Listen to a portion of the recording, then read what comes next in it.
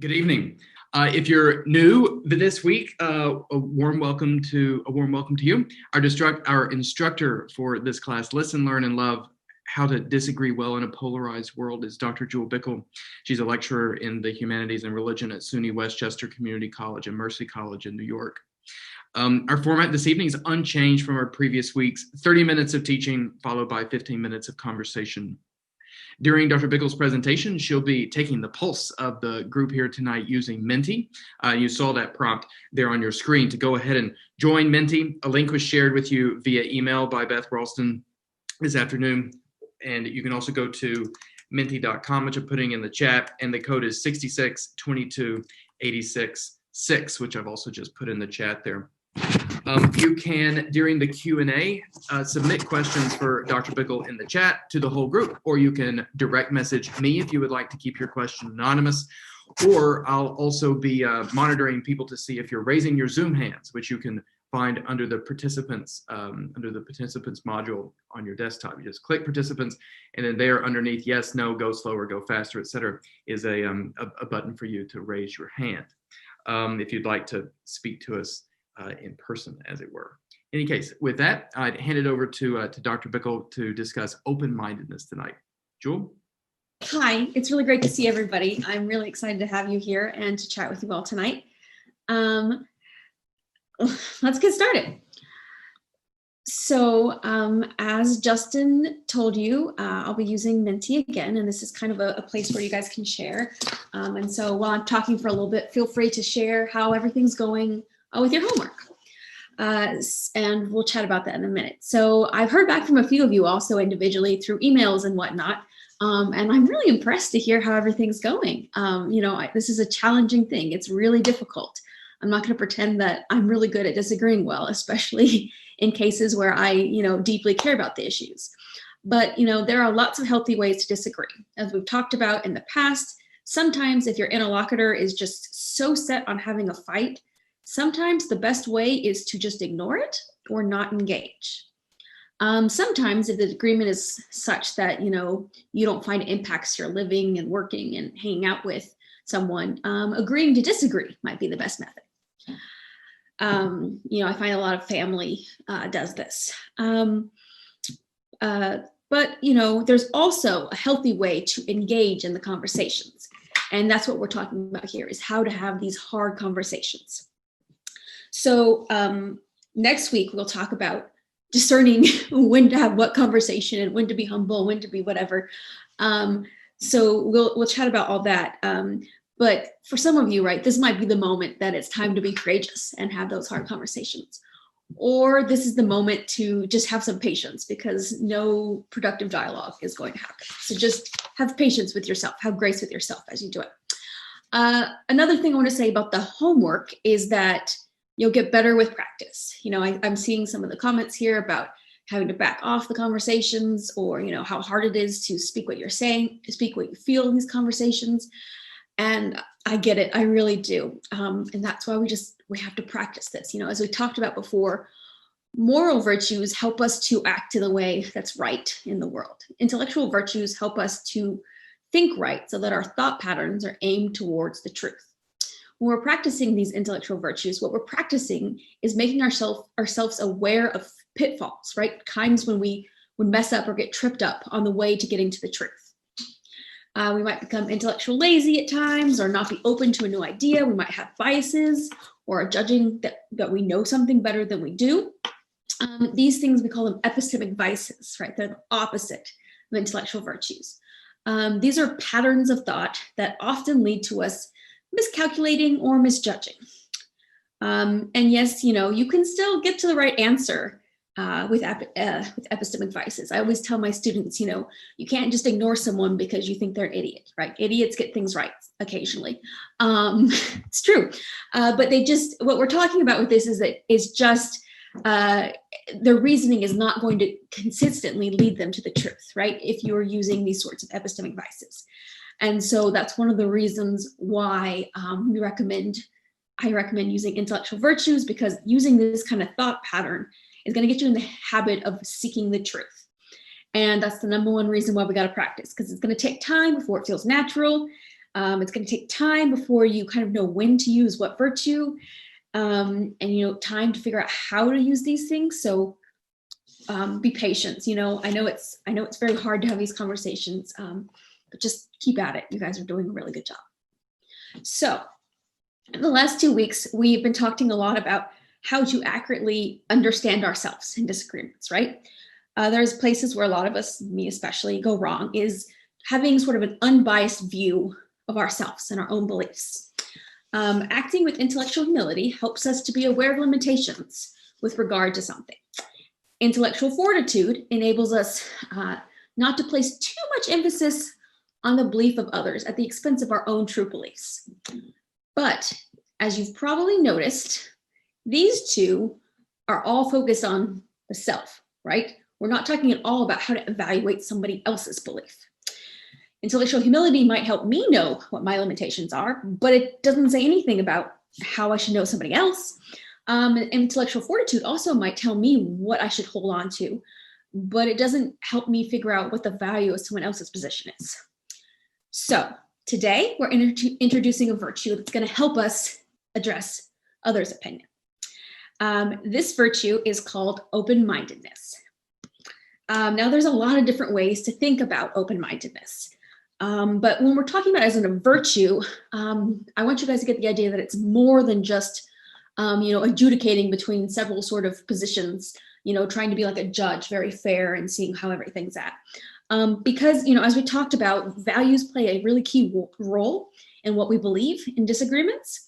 And so there's no use pretending that's not the case. So when we're talking about open-mindedness, it's less trying to be like a fair judge to evaluate things and more taking seriously someone else's position. So when I say open-mindedness, I mean basically being willing to transcend your own default position in order to take seriously the merits of another. Being able to transcend your own position in order to take seriously the merits of another. Let's start with the taking seriously part first. What acting with open-mindedness then would sort of dispose you to do is to honestly see the strengths of somebody else's position. For the most part, people don't just believe things because they can, right? They have some sort of reason. They find something persuasive about the viewpoint, maybe a value, an intuition, a thought process.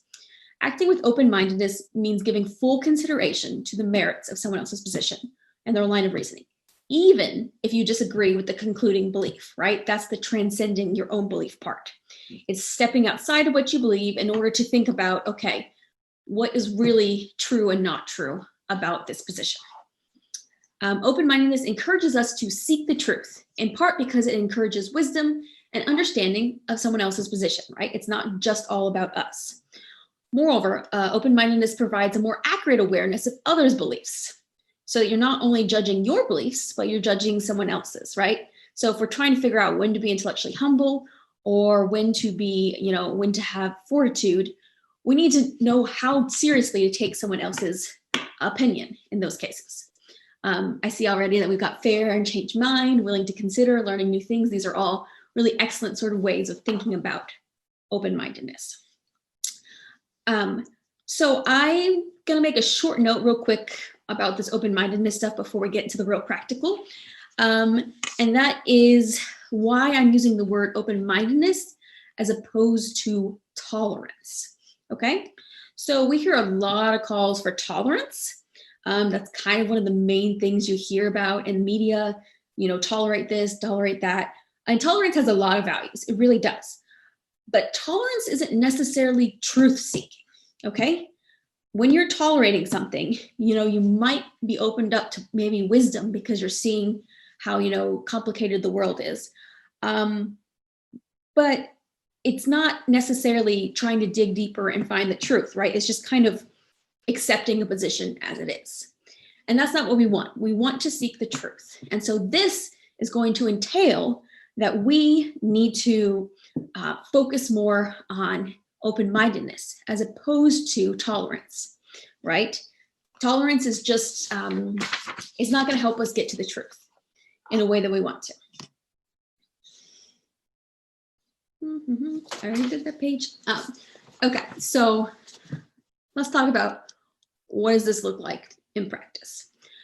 Acting with open-mindedness often means finding out whatever is true about someone else's argument. So each year for my students in ethics class, I have them do an assignment, usually about one of the most controversial, whatever we have, we're talking about maybe euthanasia, abortion, capital punishment, something like that. And I assign them a position.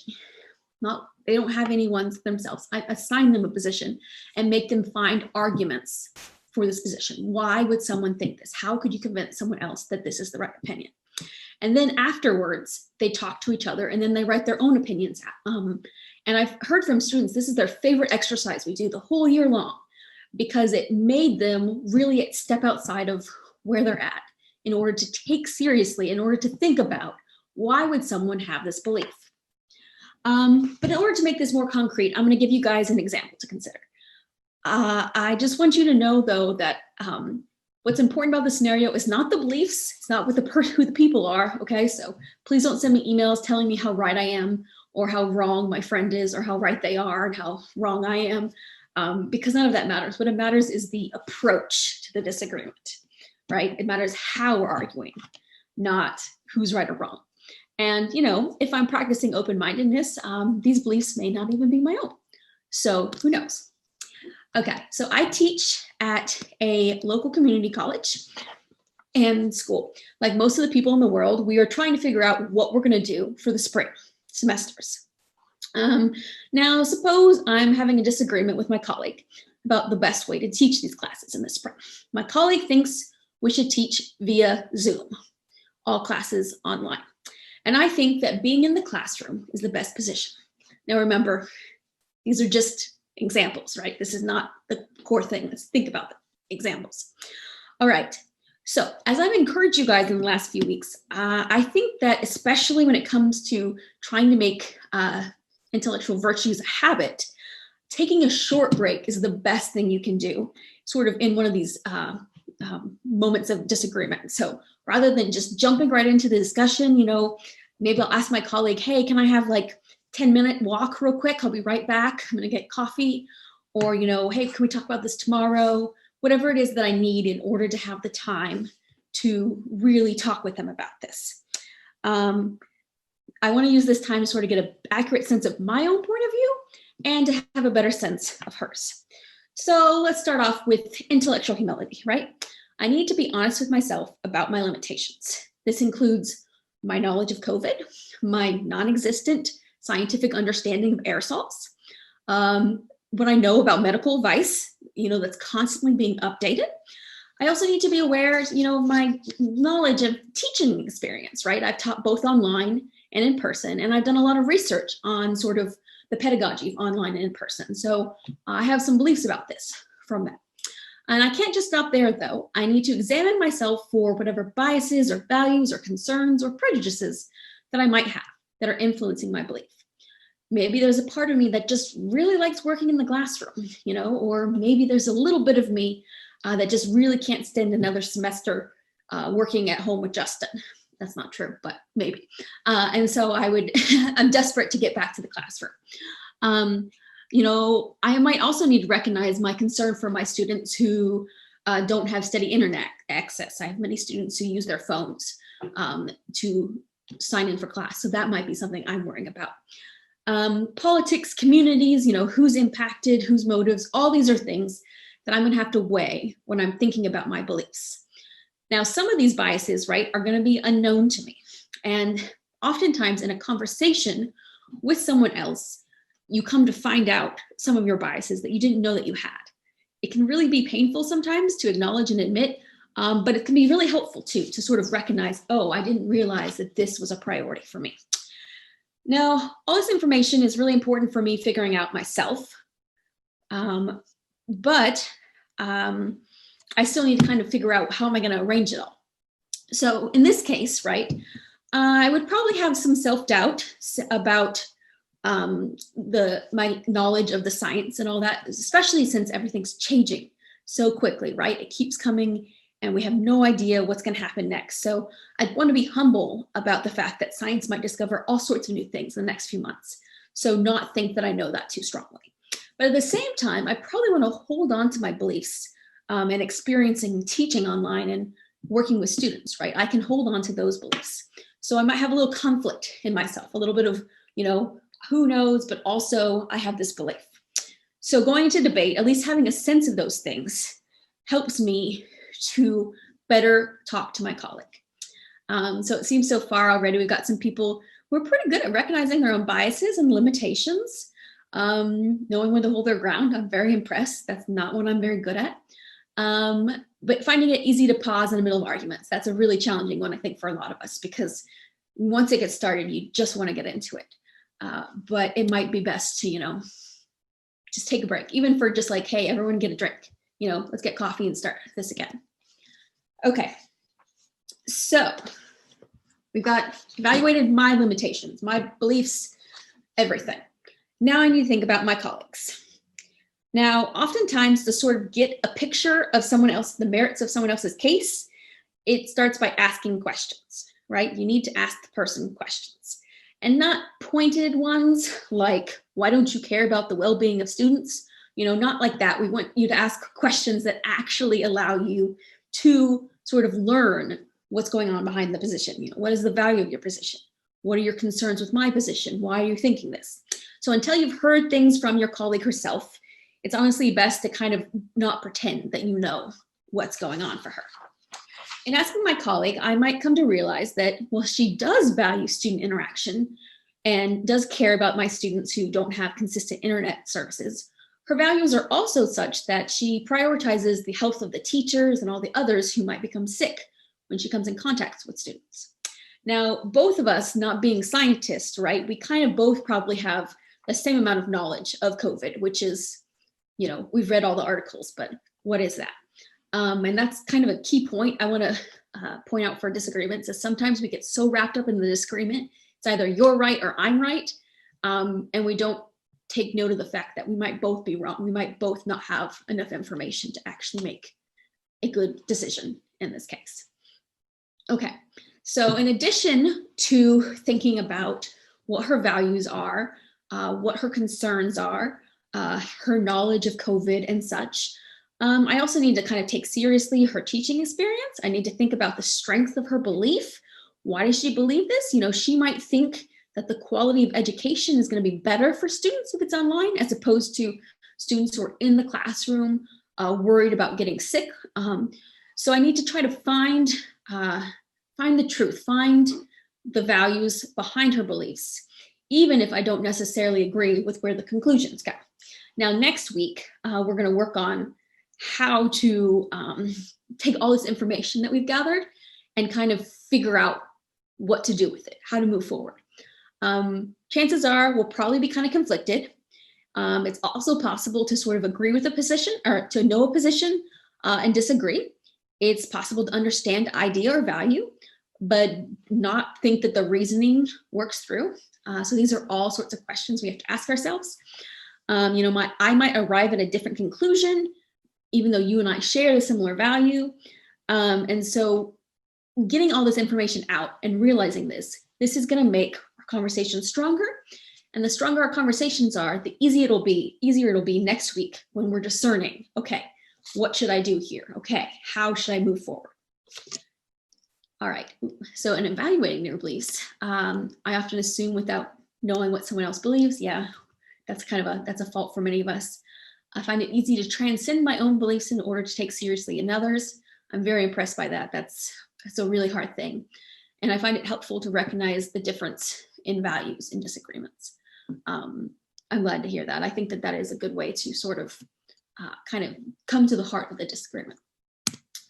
All right, so let's talk about, so next week we'll do self-trust, which is where we kind of take all these things and we judge them, we juggle them and try to figure out how do we keep them all at the same time. Homework, all right? Always have homework for you guys. Homework for this week. I want you to think about how acting with open-mindedness rather than tolerance might change your approach to some disagreements.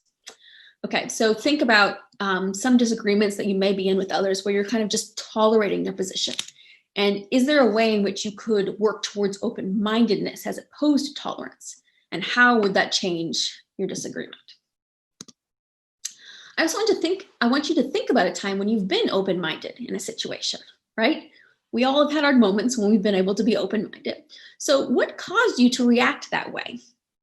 And how can we make sure that you do that again? What was it about the situation that made it possible for you? I want you to reflect on that.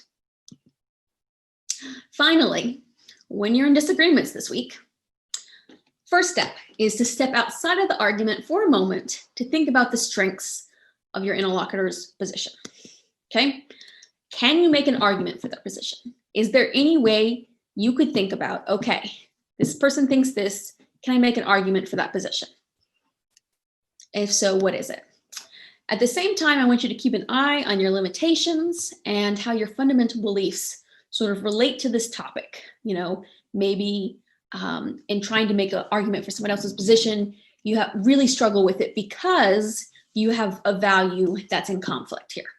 And that's something to recognize and sort of flag and say, okay, here's what's going on. All right, so that is open-mindedness. I look forward to hearing some questions about it and seeing how the homework's gone.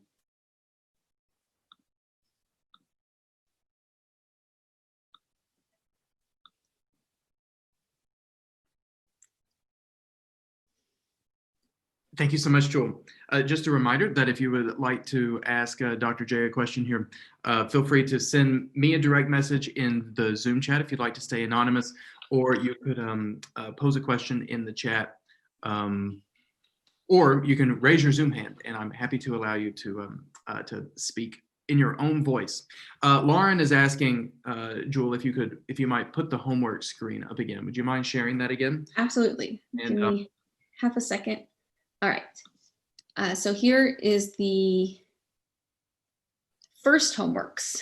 First is, how would acting with open-mindedness rather than tolerance kind of change your approach to a disagreement? The second one is, I want you to think about a time when you've acted with open-mindedness. And what was it about the situation that caused you to act this way? Is there certain things that you've done that will make it easier for you to act open-minded in the future? All right. In addition, as usual, when you practice disagreeing with others this week, I want you to take a pause to sort of step outside the argument for a moment and try to think about the strengths of your interlocutor's position. So pause, take a step outside, see what you have. This might be not the 15-minute break or the start, we'll talk tomorrow. For many of you, this might just be, okay, give me a second. Okay, here we are. We're ready to go. Okay. Can you make an argument for their position? If so, what would that argument look like? And are you keeping an eye on your limitations still and how your fundamental beliefs relate to this topic? So those are the homework for the week. And I believe Justin will send those out in an email. Yes, totally. Class. Okay. Thank you, Jewelle. I've also put them in the chat there for everybody too. Thanks very much, Lauren, for slowing us down just so that we make sure everybody's got it. Yes, I appreciate that. So we have a fabulous first opening question here from Jennifer DeLippi. Thank you so much, Jennifer. She asks, how do you keep an open mind when folks aren't stating all the facts or when they're simply trying to sway people or an argument unfairly? If your interlocutor is focused on winning the debate rather than having a virtuous disagreement with you, if you're being open-minded, how do you address it? I mean, I might add, if you're open-minded in such a disagreement as that, might you be actually like risking going away from the truth? Is that a moment when you need more intellectual fortitude instead of open-mindedness? And how would you decide? Yes, that's an excellent question, as always. You get us started with fantastic ones. Yes, it's hard. It's going to be hard in conversations. I think one of the things about being open-minded, right, is that we're supposed to take seriously their merits. Now, if a position is lacking in some merits, it's okay to admit that, right? We want the truth. So if it's lacking in sort of any basis in fact or reality, or if it's based on incomplete facts in some sort of way, or because they have limited knowledge of a situation, it's okay to say, okay, I'm being open-minded by recognizing these limitations. I'm recognizing these problems. So open-mindedness does not always mean that you're going to end up sort of accepting someone else's position. It just means that you are going to try to find the best in their position, try to find the truth. And if there's no truth there, then, that's a time for intellectual fortitude. That's a time to kind of stand your guns. Thank you. Thank you for that. Really interesting. Great question, Jennifer, as always. Another Jennifer here, Jennifer Walsh, and Cindy Ty is agreeing with Jennifer, is raising the fact that it's easier for her to be open-minded with someone who she respects, but she struggles when she has less respect for a person. I wonder, do you have a comment about that? How do you recommend that we, no, how should I put this? Is respect for a person a presupposition of being open-minded toward their position? Jennifer's adding, aren't I just being judgmental by not? No, Jennifer, you're not being judgmental. Yeah, so I think that's a really good sort of way to think about this. What are we going to do in those cases? Once I had a conversation with Justin's professor, Miroslav Wolf, about this after he came down here to preach at St. Mark's, and we were talking about sort of whether or not you should always sort of respect a person's position or respect the person. And he ended up arguing something along the lines of, that it's best to respect the person, because they're another human, because they're, a child of God. So you might find their position absolutely horrifying. And that's okay in some of these cases. Some of these beliefs that people have are absolutely horrifying, and they're very far from the truth. But in a sense, trying to respect the person is sort of recognizing that they're also a person who is trying to get to the truth, possibly. And, that they're also kind of human and fallible in those ways. So that would be my recommendation for making the bar of respecting a person a little bit lower, perhaps, in these sorts of ways. Totally. I wonder, Jewelle, if you might say an additional word here about the difference between tolerance and respect, and the role that each plays in open-mindedness. Yes. Whether that's excellent. Minded for the person. So with tolerance is just letting something be as it is, right? So saying to someone, you have this belief, I tolerate that. You're allowed to have that belief. It's like agreeing to disagree to a much stronger sense, right? Agreeing to disagree where the truth is nowhere to be found. I think with respect, right? Respect is different than tolerance because in theory, right, it's a moral virtue. So it's trying to figure out how to act justly in the world. And so it's going to relate to kind of how you're acting in that way. I do think that, some conversations are going to be easier with people who you trust, who you respect. And that's because they're going to respect you as well. And because they're going to participate in the dialogue. If the person who you're dialoguing with is not respecting you, that makes it really hard for you to, have a real discussion about values and differences. Thanks so much. Jewelle. I think that I think that Jill has made a really, really valuable intervention here in the chat. And tolerance implies that you think the other person is entitled to their wrong opinion. I love that. It's incredibly clever. Yes. It's interesting to think about what the boundaries are of toleration. What can we tolerate potentially as a pragmatic compromise in a society or in a family or in a parish or what have you, in a community in general, as opposed to what we would respect. We might disagree with a position that we still respect. Tolerance seems to presuppose we disagree with the position that's under consideration, but we still find it acceptable to tolerate it in our community. Anyway, interesting set of questions. I have a question here, a practical one. So let me see. Sorry, I just lots going on in the chat here, so I'm just going back. How do you advise us to pursue disagreement in our current political context? There's a particular context here. somebody who's experiencing hostility when they admit that although they don't like one candidate, they cannot bring themselves to vote for the other candidate. How do you encourage open-mindedness in another person, I suppose? How do you treat particularly political hostility? Yes, that's an excellent question. How do you encourage open-mindedness in someone else? This is going to sound really counterintuitive, but I would start by asking them questions. Ask about their beliefs and values. After you've got some of that on the table, I think it is a safe time for you to present your beliefs and your values and why and how they differentiate from this other person.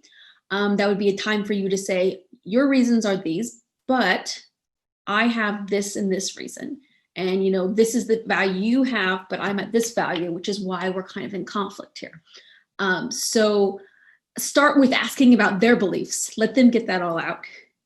And then sort of show them how, they have these beliefs based on these values, and you have your beliefs based on your values. And at the end of the day, we might just have a disagreement on values.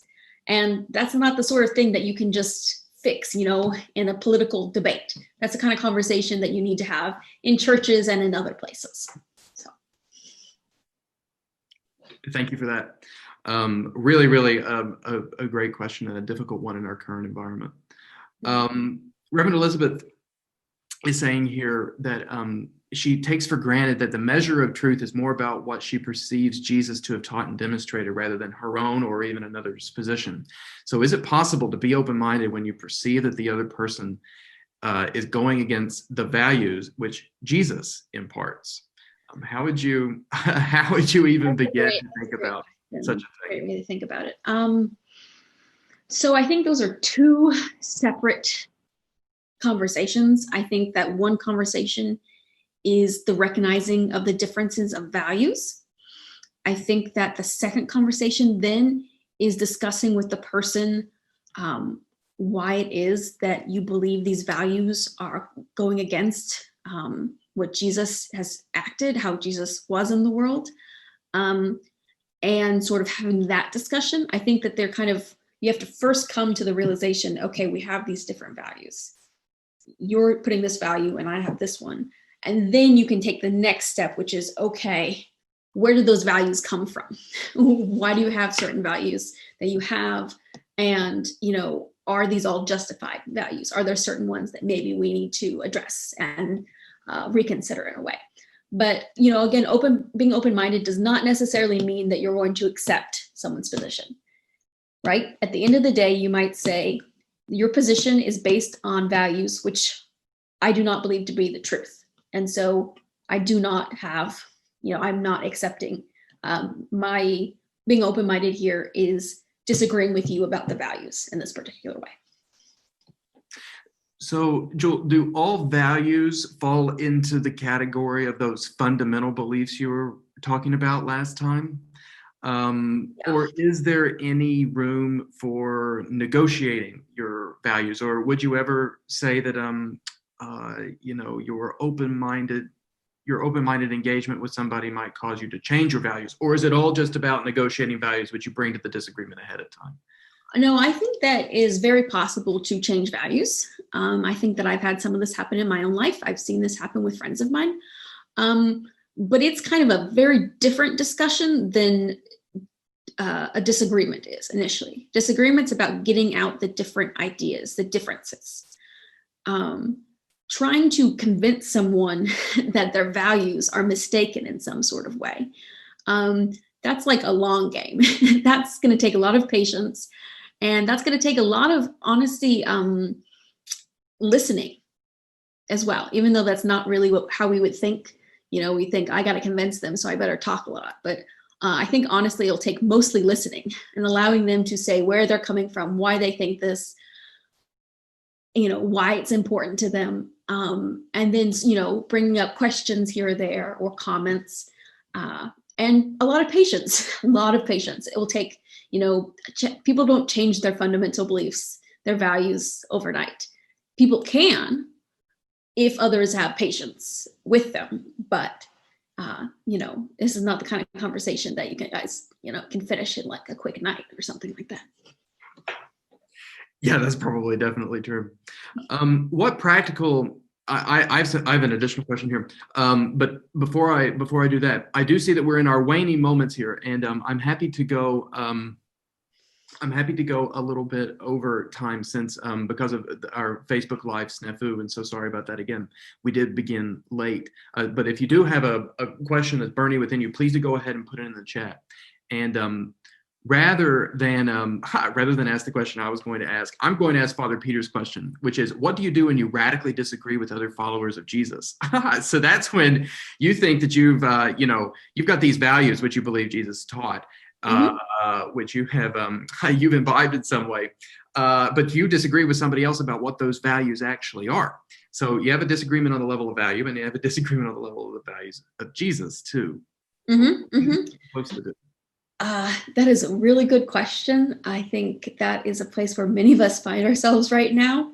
My first suggestion would be pray for them, and pray for yourself. That your conversation can be conducive to finding the truth and to sort of being, worshipers of Jesus, the true Jesus, not the one that we've kind of fabricated in our minds. So my suggestion would be starting with prayer, because I think God's going to be a lot better about fixing this than, we are, practically speaking. When it comes to these sorts of what do you do when you just radically disagree with, as Christians, we have several different sort of resources. Scripture is one, start with interpretation of Scripture. We also have, the tradition. That's another place in which you can discuss with someone. I think that at the end of the day, though, having a conversation about why this matters is probably needs to happen pretty early on, right? So you think this and I think this. Why is it so important that we figure out where we are on this issue? What's at stake? That question's really a priority. And oftentimes I think that answering that question, what's at stake, might be easier, might be more relevant than figuring out, why do we have these disagreements? Why do you interpret this verse this way, even though I do interpret it this way? So those are my thoughts. But prayer, I would say pray first. Pray for truth.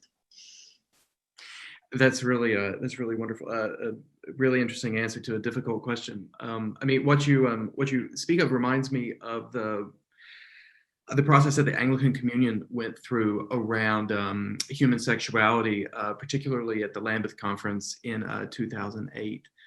So long story short for everybody, we've been attempting for basically a decade to just pass legislation to decide questions over the ordination of LGBT people and gay marriage. And rather than have yet another legislative conversation, the then Archbishop of Canterbury decided instead to totally redo the conference, break up the bishops into small groups and ask them to break bread together, ask them to get to know each other's context, and then to do Bible study together and see what came out of that. So guess what came out of that? Zero legislation. On the surface, it looked like nothing was resolved.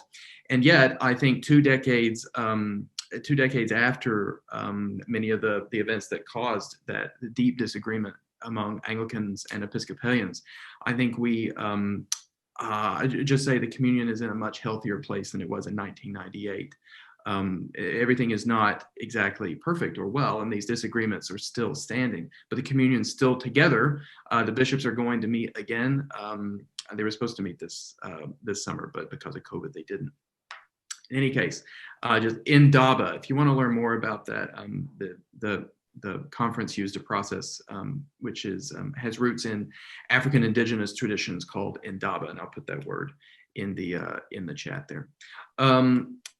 Some other questions in the chat before we get going here, and I'm going to take the liberty of going over just a little bit. Some of you texted me and said, "Please go over." So we're going to keep going for just a few minutes here. We will end by 7 o'clock, however.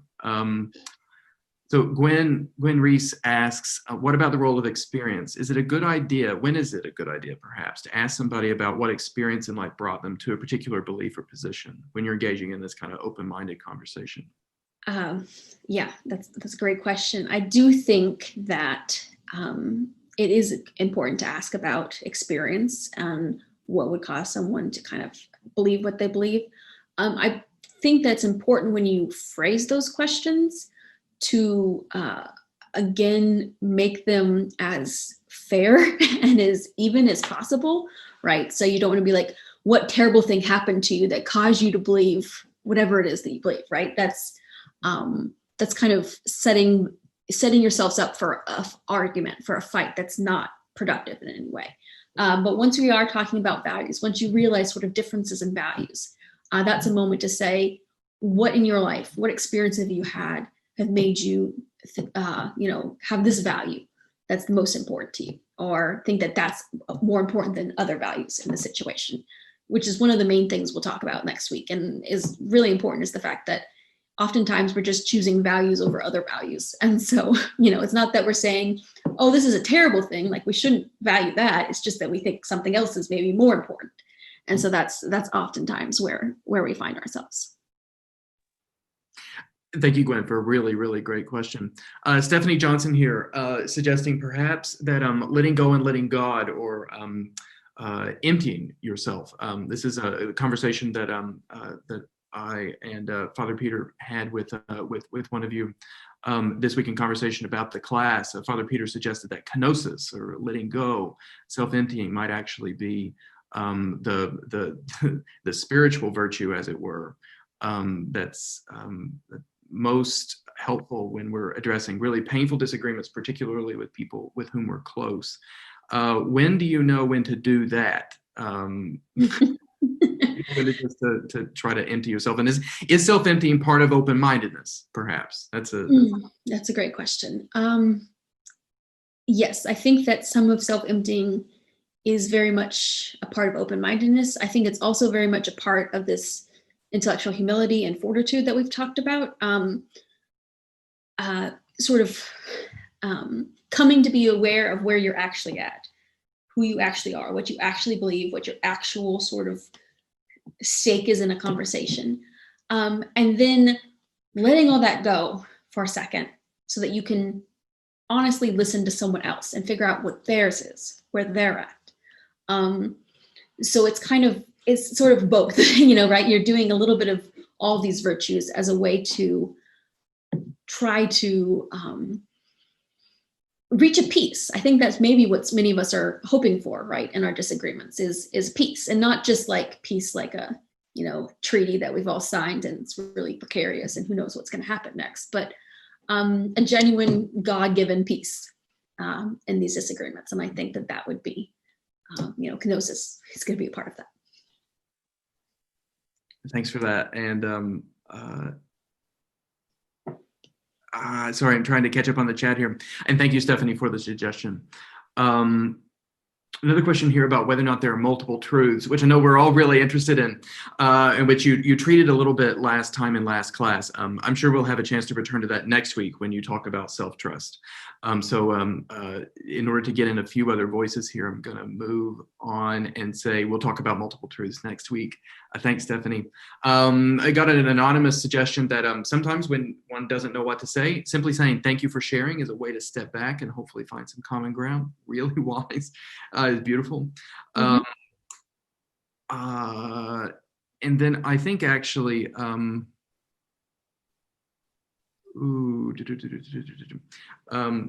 trying to summarize some of the discussion here. Reverend Elizabeth is posing, when was Jesus open-minded?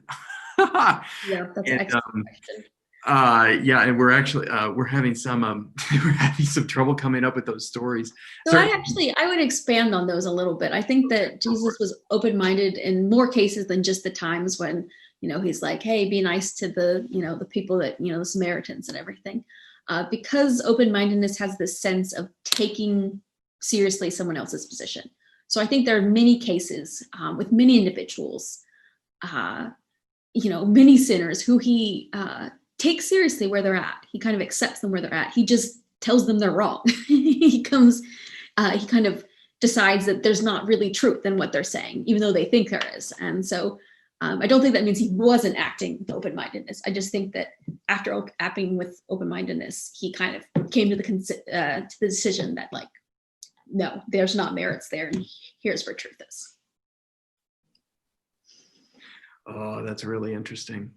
And Reverend Elizabeth is clarifying that that's the only example she can think of where Jesus changed his mind, and that may very well be true.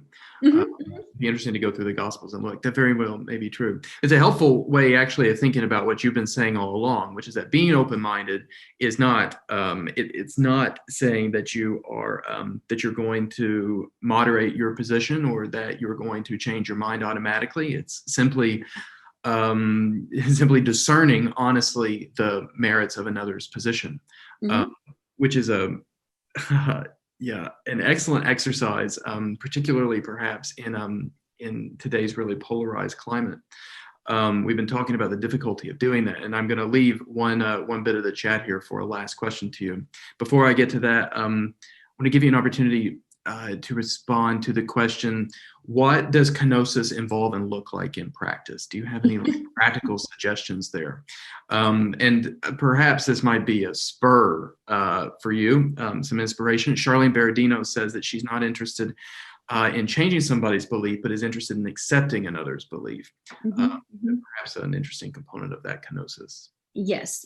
I think asking practically, what does kenosis look like is a really good question, and it's not going to look the same for everyone, right? It's not one of those things where it's just like stamp, did it, done, everything's good to go. I think kenosis is going to involve some accepting the things you can't change, right? The serenity prayer sort of, and knowing when the things aren't that case. So, as Charlene's saying, sometimes, you don't need to change others' beliefs. You just need to kind of be able to understand where they're coming from, know their values, get where they're at. And so that's kind of a process of sort of putting aside your ego in a sense. You don't have to be the one to save them and tell them the truth. You just kind of put that aside and just, be with them and figure out what they think and make them the priority in this moment. It's not very satisfying, especially if these are, if you really, really disagree strongly with the sort of things that people are saying. But prioritizing them will help make conversation possible. And you want conversation in order to know where they're at, where you're at, wherever you're at. Thank you. Really, really a fabulous question. Thank you for it. So last question here, and I'm riffing on a conversation going on between Beth and Cindy, Ty, and some others, which is I think that many of us have disagreement fatigue, particularly in our political culture right now. We're exactly 7 days from Election Day. And many of us are already disagreement exhausted. What is your practical advice, and what's your philosophical advice? Like, I'd invite you to two things, like, what should we do in the next week? And what do you, as a philosopher of disagreement, as a student of culture, political and otherwise, what do you think is important for our nation moving forward, given that we're all so exhausted of disagreeing? Yes, those are excellent questions. I think practically speaking, I would say stop having useless disagreements. All right. And stop having them for the purpose of changing someone else's mind. I know that we all have really strong opinions and we really want to sort of impact the future and impact someone else. But at this point, 7 days before election, most people have already made up their mind. Most people have already voted. This is not the time to sort of rehash these arguments. And so in this moment, I would say this is the moment to kind of put a pause on that. As a philosopher of disagreement, my suggestion would be very similar, which is choose your arguments wisely. Choose your moments to disagree, right? Of course, we have disagreement fatigue because it's just everywhere. It's on every newspaper, all over Facebook, social media, everything. Choose your disagreements wisely. So there are cases you can look at something and just say, this, I don't agree with this person, but I'm not going to engage in this case because I don't think they're going to listen to me. And I don't know that I can, like, I know their values, or I don't know that I can sort of engage with them in a way that's not going to become sort of attacking them. So I'm just not going to engage in this way. I'm going to save my energy for conversations where I can have productive moments with others and come to know what their position is in my own. So pick your disagreements wisely, and give yourself a break, right? We're all really tired. So have some patience with yourself. If you're tired of disagreements and you're running away from them, sometimes that's okay. Sometimes you need that. I can't resist asking one more question, Okay. a follow-up here in the, before I hit my 7:00 deadline, which I shared. Do we, as assuming that the audience here is American, if we are Americans, do we have an obligation of any kind, either as Americans or we'll say as Christians, do we have an obligation of any kind to be open-minded, that is, to engage thoroughly with what we, with perhaps the smartest version of the political, the other end of the political spectrum that we can find? Is that an obligation that's incumbent upon us as followers of Jesus or as Americans? And if so, what are the values that would motivate that obligation? If not, then that's all fine. You can give an explanation. No. I think that there, if we want to get to a place of civil discord, I can't even say it. I apologize. Yeah. Civil kind of conversation, right? If we want to get to a place where our conversation throughout the community is such that we can really talk about differences, I do think that this is something we need to do. And I do think that's part of, picking your arguments wisely, right? Find someone who you respect. Find someone who, has a really strong, robust opinion that you disagree with, and talk with them, right? Don't necessarily go for the easiest kill, just because, it's wrong and it's just like, this is done. I don't need to worry about that. I think as Christians, we have the obligation to find the truth and to love others. And oftentimes that means listening to others. And that would mean listening to the best and their worst of their arguments. Thank you. You've given us a really, really important and difficult challenge here in the next 7 days and in the days beyond.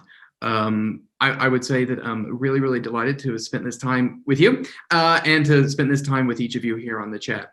It really, it's really encouraging to me on all of these scores, actually, that we're able to come together in a difficult moment.